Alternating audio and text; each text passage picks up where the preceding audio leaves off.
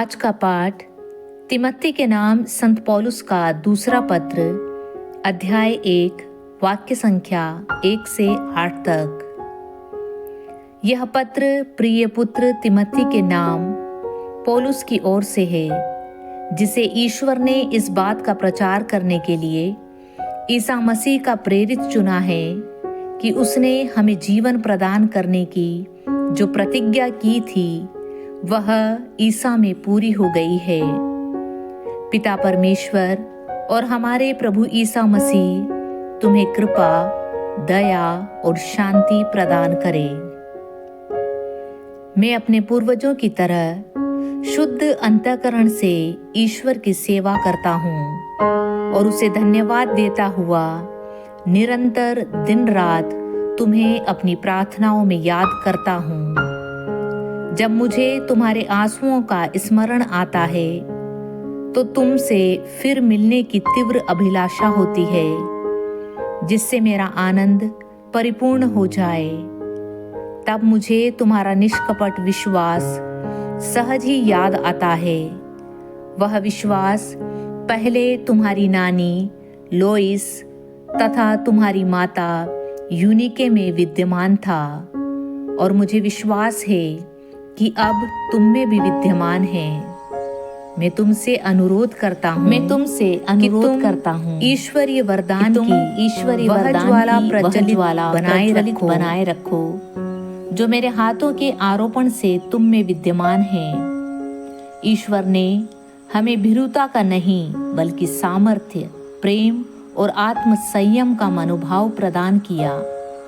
तुम न तो हमारे प्रभु का साक्ष्य देने में लज्जा अनुभव करो और न मुझसे जो उनके लिए बंदी हूँ, बल्कि ईश्वर के सामर्थ्य पर भरोसा रखकर तुम मेरे साथ सुसमाचार के लिए कष्ट सहते जाओ। आज का सुसमाचार संत लूकस अध्याय 10 वाक्य संख्या 1 से 9 तक।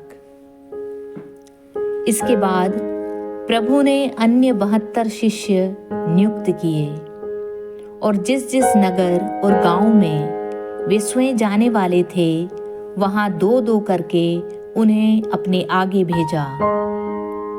उन्होंने उनसे कहा, फसल तो बहुत है परंतु मजदूर थोड़े हैं। इसलिए फसल के स्वामी से विनती करो कि वह अपनी फसल काटने के लिए मजदूरों को भेजे। जाओ, मैं तुम्हें भेड़ियों के बीच भेड़ों की तरह भेजता हूँ। तुम ना थैली, ना झोली और ना जूते ले जाओ और रास्ते में किसी को नमस्कार मत करो। जिस घर में प्रवेश करते हो सबसे पहले यह कहो, इस घर को शांति।